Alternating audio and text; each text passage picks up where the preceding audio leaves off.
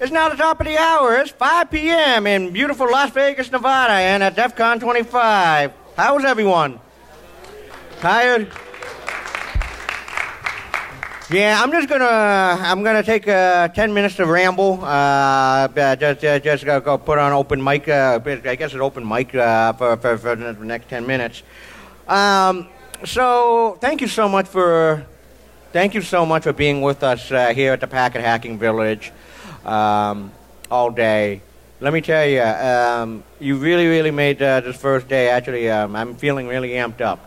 I mean, seeing the crowd grow, here throughout the whole day has been very welcoming. It's been awesome. It's been just awesome to see. Thank you so much for all your support. So I just want to give you before Peter comes on stage. I just want to give everyone a little preview I just want to give everyone a couple of notes.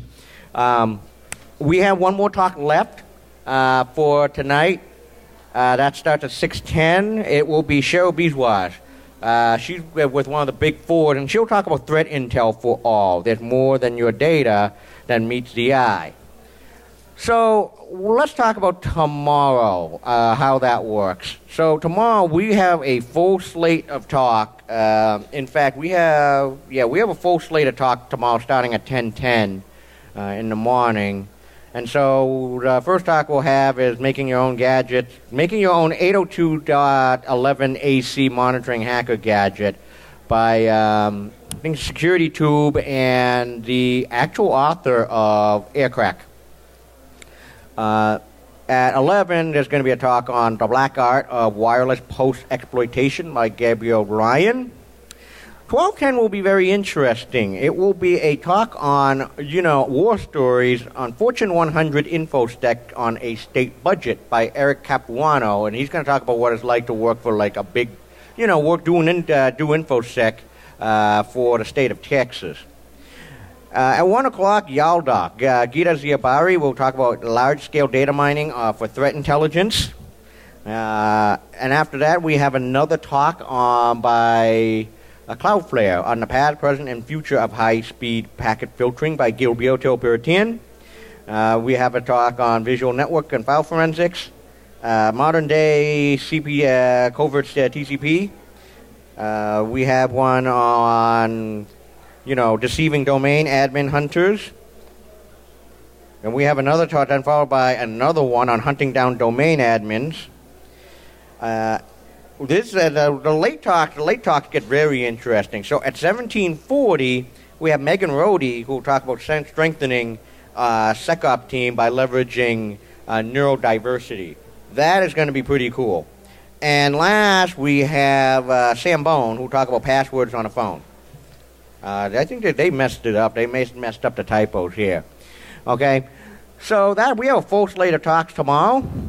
Just want to remind you, for everyone here, all the talks for the speaker workshop at the Packet Hacking Village all the talks are recorded. They will be made available on video, along with at the same time when the DEF CON videos are released on YouTube. So that would be like 2 to 3 months. So what about the slides? That actually comes a lot quicker. When I go home, within the next 2 weeks, a good chunk of the slide will be posted on the Wall of Sheep website at wallofsheep.com. So the video, the estimated time 2 to 3 months, and then the presentation slide 2 to 3 2 weeks. Within the 2 weeks that we go home from Las Vegas. Okay.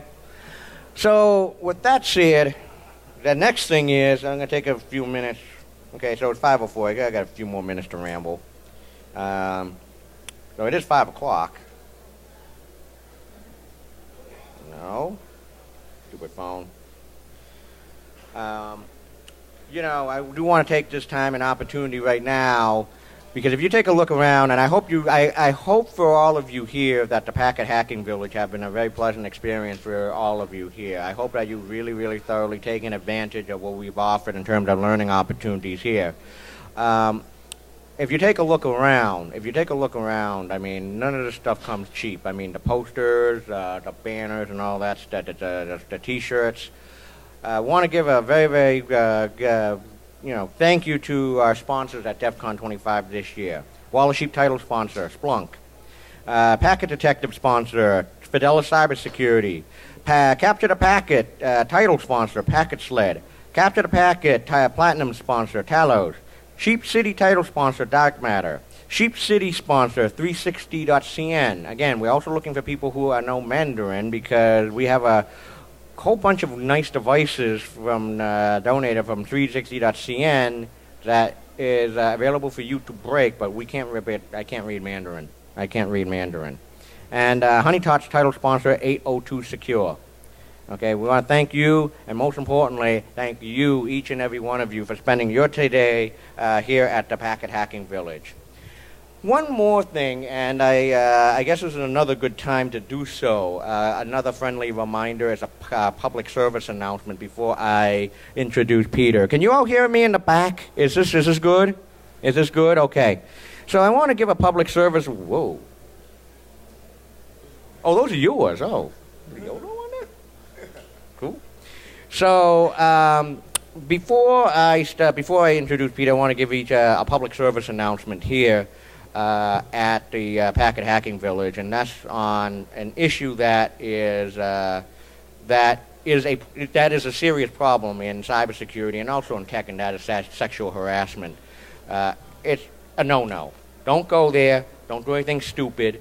In fact, sadly, we also had a few volunteers that were a victim of it last year. So, of course, this is something that's been near and dear to us that we take very seriously. It's not tolerated. Absolute no-no. Don't go there. And as I tell every of my students on the second day of my class,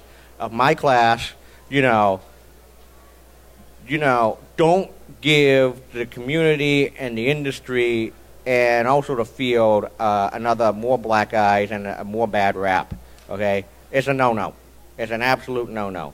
So, with that said, now it is my pleasure to introduce to you Peter Ewane.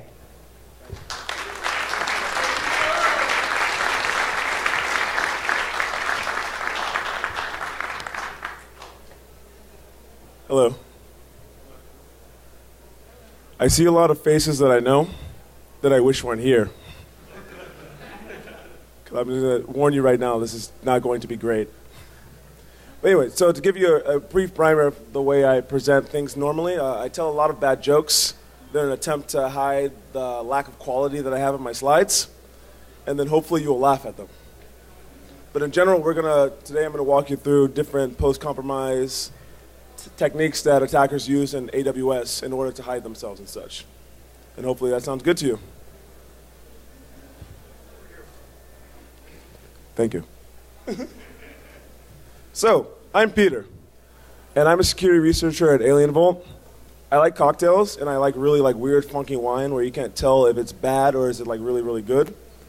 I'm from Texas, and if you would like to follow me on Twitter where I talk very little about funky wine and even less about security, that's my handle down at the bottom. So, we're going to give you a brief intro to AWS. Can I get a brief show of hands of anyone who doesn't know what AWS is? Who knows what AWS is? Thank God. We're going to talk about a few common infection vectors, hiding techniques, the persistence techniques, and then some hardening tips that hopefully you can take back to your company and make sure that you don't get hacked like this. Someone just followed me. Y'all are fast. So, what is AWS? So the first question is, who is Amazon and what are their web services? For the articles that I've been seeing in Forbes, a couple years ago, Amazon only sold books. But nowadays, they seem to be one of the forefront leaders in cloud computing, and everyone from 2-3-person mom and pops to major companies are storing everything inside AWS. They have the service inside AWS, and it becomes very lucrative for attackers to leverage this deployment in order to make money, get credentials, what have you. And the question is, why should you care? How many people here host things inside AWS for the company? Thank you. I thought it was only going to be one hand. This is going to be very poor talk. But we really should care because these days inside AWS, as you lock down platforms more and more and more, like for example, I can only access your application on port 80, on 443, and most attackers aren't going to spend like 6 months fuzzing your platform to see what race conditions that you have inside to get in there. But if I happen to leverage some credentials I find in AWS, I have the ability to backdoor everything from the application itself to your AMIs to whatever, to what we're going to see in a little bit. So these are very common compromised vectors inside AWS. Number one is infected machines. As more and more people go to work remote and BYOD, infected machines are always a problem. Even if they don't get infected on your corporate network, people take their laptops home, they bring them back in, they're infected, and then from there, they can infect the corporate network. And then second is phishing. As much as we try to train users, phishing has always been and will always be a problem. We constantly read articles about someone pretending to be a CEO that has like one A off or one capital or what have you, saying, "Wire me $500,000." And someone in finance is like, "Absolutely." You're down the hallway from me. I'm not going to ask you about this. I'm just going to wire it immediately. And then credential leakage. Credential leakage is a huge one. So there's popular applications such as GitRob that scrape through GitHub. There's other applications that scrape through Bitbucket or Pastebin or what have you, because too many people hard code credentials and then push them to Pastebin or GitHub and ask questions about them. So from here you can find anything from SSH keys to secret tokens to what have you that you need to log into AWS. And I'm going to go ahead and say a lot of companies are cheap and people share credentials. So if you own that one set of credentials, you own the entire corporate infrastructure. I'm going to assume none of you in here share credentials at your company because that's bad security, right? Y'all can say no. All right, and then the last one, social engineering. So I'm sure some of you in here are red teamers, and you can go through this whole thing about trying to get people's passwords, trying to use Mimikatz, scrape things out of memory, or you can just call the front desk and say that you're a new user and you would like your password reset, and generally they'll reset your password. This can also be another common infection vector into AWS. So besides user-based infection vectors, there's also service-based. So service-based, I want to say it's because it's built-in tools in AWS that can just be abused and leveraged in a way that they didn't originally intend. A major one is third-party monitoring services, such as, let's say, Datadog, or what have you, for monitoring the uptime inside AWS. You can make your application and your corporate network as secure as you want, but if one of these third parties gets compromised and they have a token to log into your environment, whether it be through OAuth, what have you, then you effectively lost the battle. The second one is metadata leakage. And the EC2 has a fair amount of metadata, so if you go to EC2 and select an object here, I seem to have put someone to sleep already. I like how everyone turned and saw him immediately.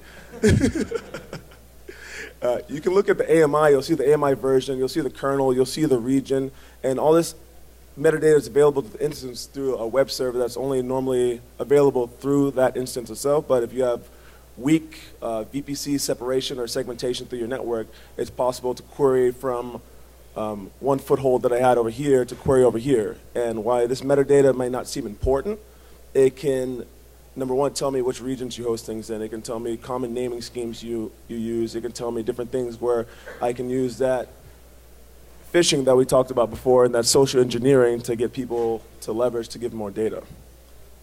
But there's also AMI poisoning.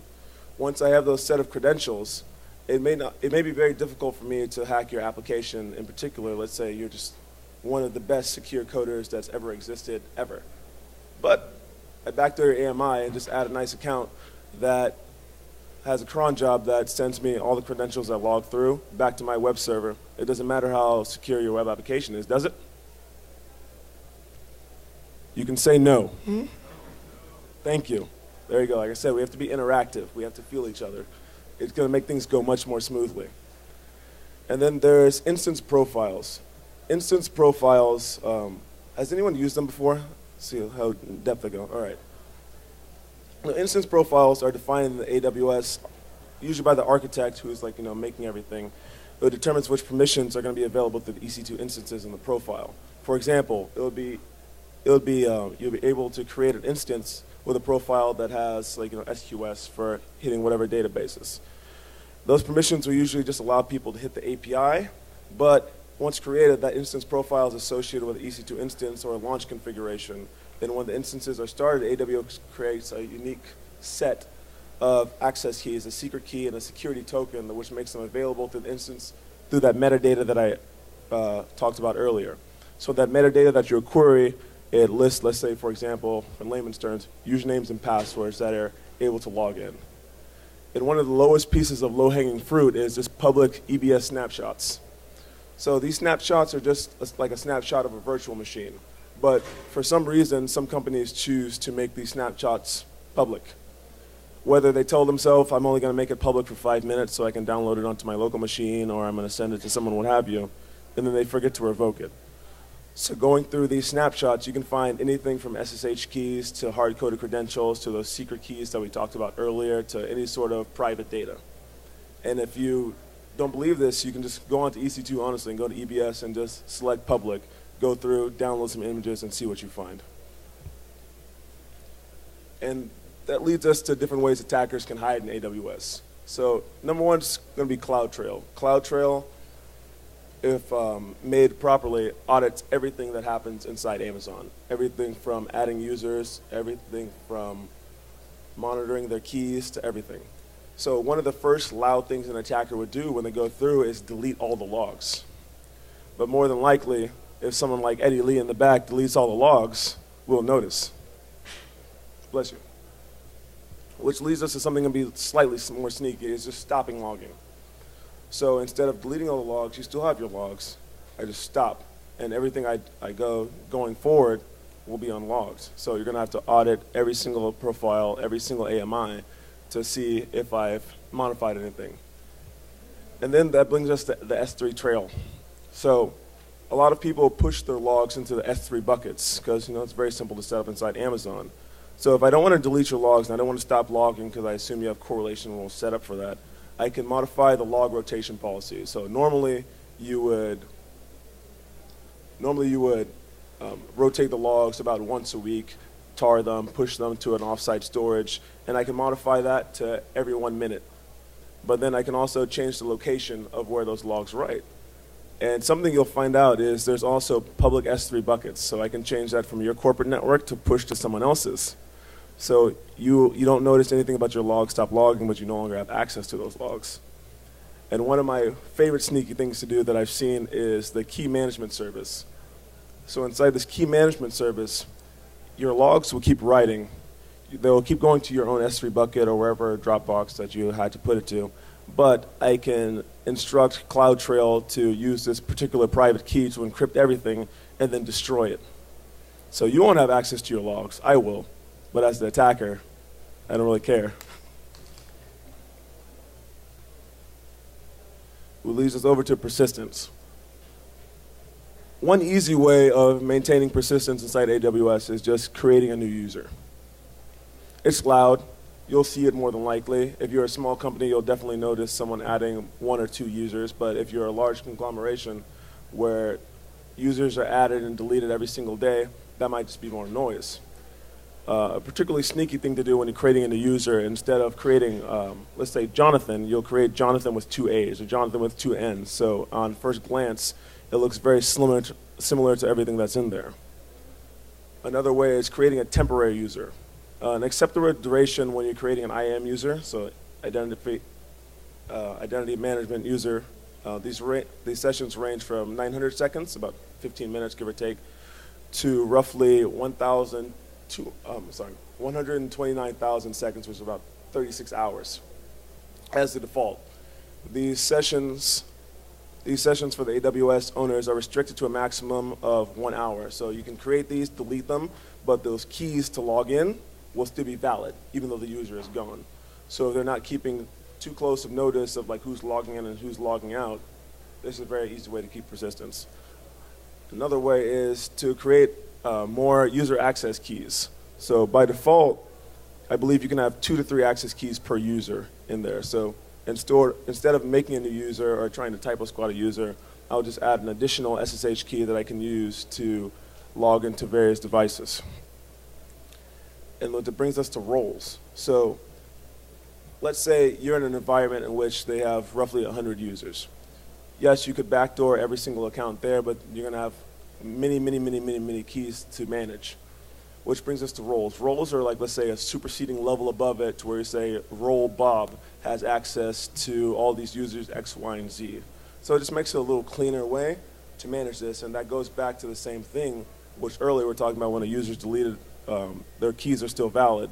Well, the one thing you'll have to notice with roles is if one user loses that access in the role, it could potentially affect the way that the role works as far as logging into devices.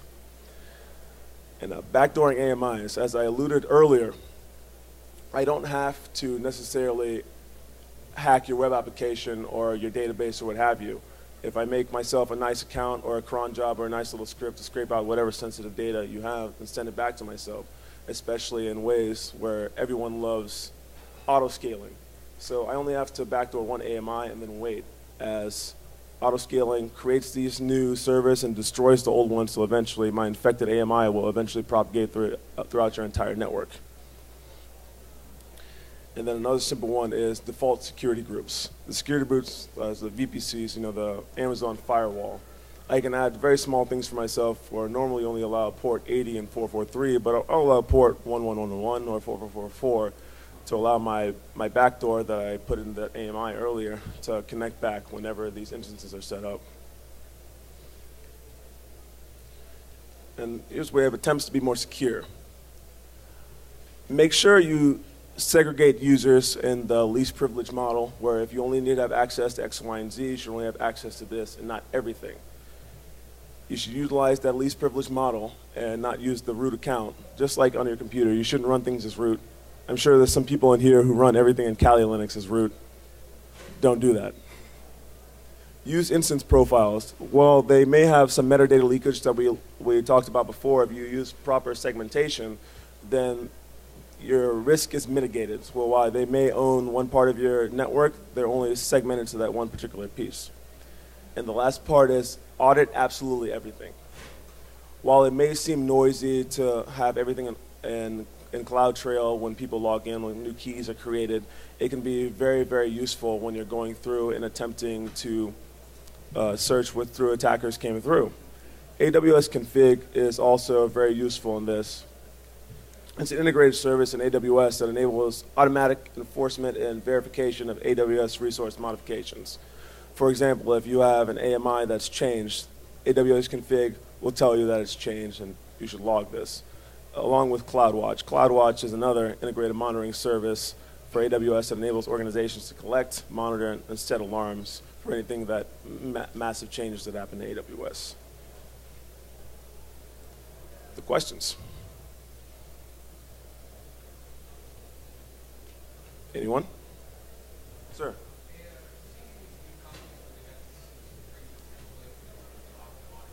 I cannot hear you.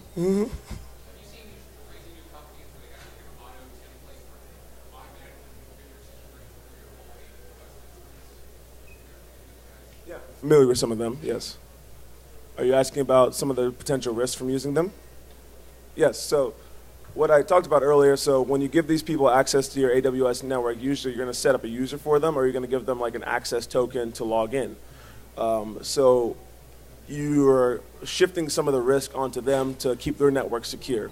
So if they lose control of their network and these access tokens are taken, people potentially have access to everything inside your network. Well, hopefully you've set aside proper user segmentation to where they only have access to the 1 or 2 or 3 instances that they need.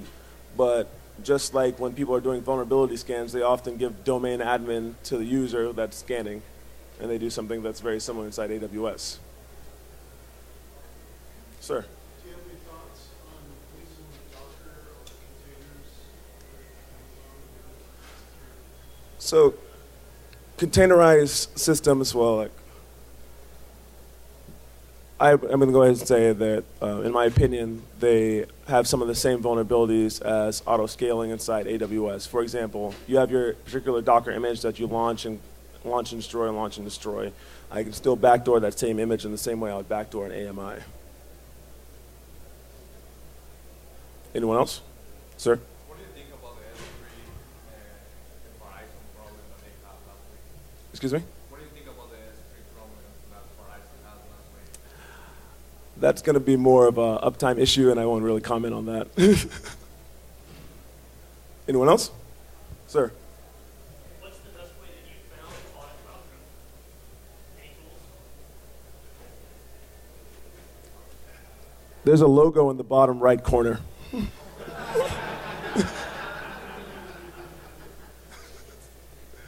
But honestly, any SIM that can ingest these logs and then you can create correlation on. The most important thing I'll say is creating a baseline. So what is normal inside your business? If you normally create one user every single Monday when you have new hires, that would be normal. So you can set a correlation rule. If a user is created on a Tuesday or a Wednesday, that would be abnormal to alert you. But like I said, any sort of SIM would be able to do it, but use the bottom right-hand corner logo. I saw one more hand in the back. Sir? Could you talk to the use of multiple accounts to increase your security profile in AWS? Yes, so the segmentation that we were speaking of earlier. So when you first create your account in AWS, you're generally given the root account, so to speak. From there, you would want to create users that only have, for example, access to the SQL database, and they only have access to launch these AMIs, and they only have access to this. The permissions inside AWS are very rich and very full. If you've ever read the documentation, they go down very, very deep. I was talking about more about actually using separate AWS accounts. Oh, I see. Not like user accounts, not IAM accounts, but actual AWS accounts, like numbered accounts. Yes, that's another way of segmentation. If you can segment from one root account up here, from, let's say, as you said, this AWS account that only has access, let's say, EC2 East, as opposed to this account that's a separate one that only has access to West 1, and they're completely different units, it's going to have about the same effect as user segmentation. Instead, it's going to be like zone segmentation, so to speak. Did I answer your question? Okay. I think we have room for one or two more. We actually have room for quite a lot. I was trying to escape. We have room for quite a lot of questions. I was trying to escape. It did not work. So that's it? What the hell we doing? Anyone? Please. So I walked in a few minutes late, so forgive me if I missed something you already said, but maybe the mic. So everyone's not. Finally, someone uses the mic. Yeah, I walked in a few minutes late, so apologize if I'm asking something that you've already mentioned. So a lot of the access that you're mentioning, the backdooring of the AMIs and stuff like that, is that assuming that those policies and whatnot have been applied to the roles or the groups that those users already possess, or are you talking some sort of privilege escalation path that would be exploited in order to gain that access? So this is definitely like abusing credentials that they already have, Okay, whether they've okay. scraped them via Perfect. Bitbucket, what have you. Okay. All right. You have a question, Eddie? Lambda functions. Lambda functions are a nice black box inside AWS where you can define certain functions that are going to trigger off a certain action happening. And honestly, that's as deep as I want to go into Lambda functions. Thank you, Eddie. Sir? Have you seen anyone actually use that? Like Lambda or anything in general? Yes, because no one understands Lambda.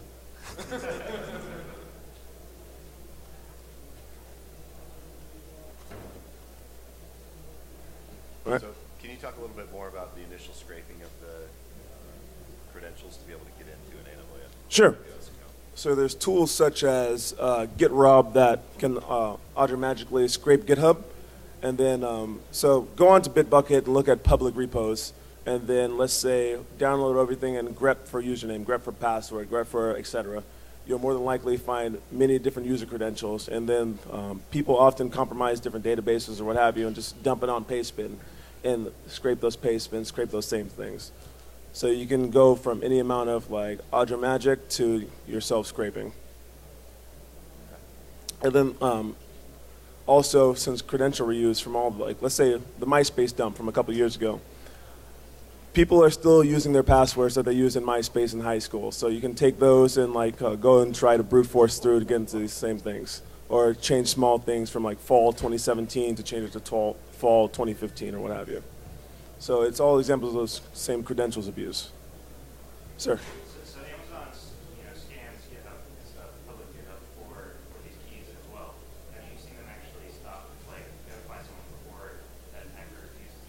I've seen them lock out one of my own instances when I leaked a key on Pastebin, so they seem to be fairly active. I can't say the response time, but they blocked me.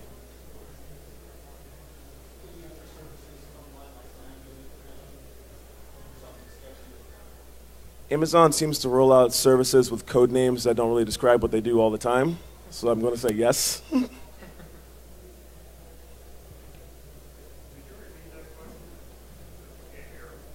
He asked if there are any services sort of like Lambda that seem to be a black box that could be like leveraged by attackers, and I answered yes. And honestly, we kind of don't know. They tend to just push out features all the time, and it takes some time to go through and see the security implications or risks that are introduced by using these services. Sir?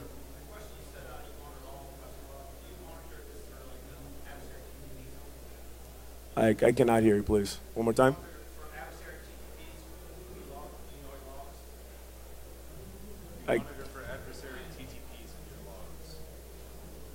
That's a very broad question. I mean, ATPs can go anywhere from monitoring for like known CNCs to like known such techniques that are used.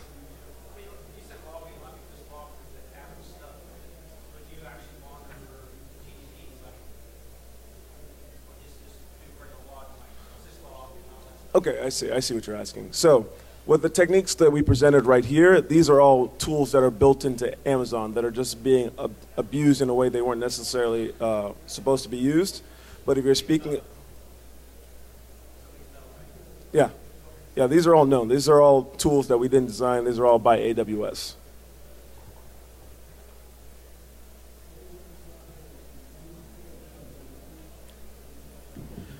All your defenses here have been about protecting your own account. Have you heard any rumors about being able to attack your account through another account on Amazon?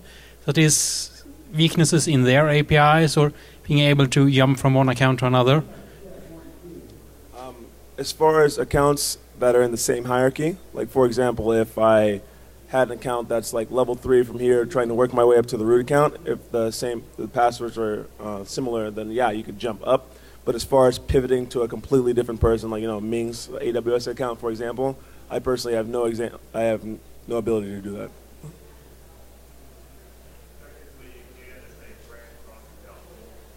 Excuse me? You could do that kind of technically if they cross account roles. So if one Yes. you have an account that grants the compromised account roles, then Yes. Okay. Yeah, I was more interested in if somebody from a random other account can use that to access my information in any way. Mimikatz on what?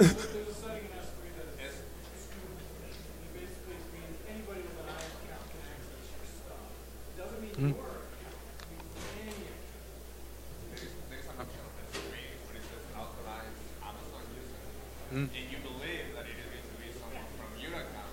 But it's anyone that has an AWS account, and if you bucket is public, then you can download anything. Hope your question was answered. Anyone else? All right, I'm going to go ahead and say we're done.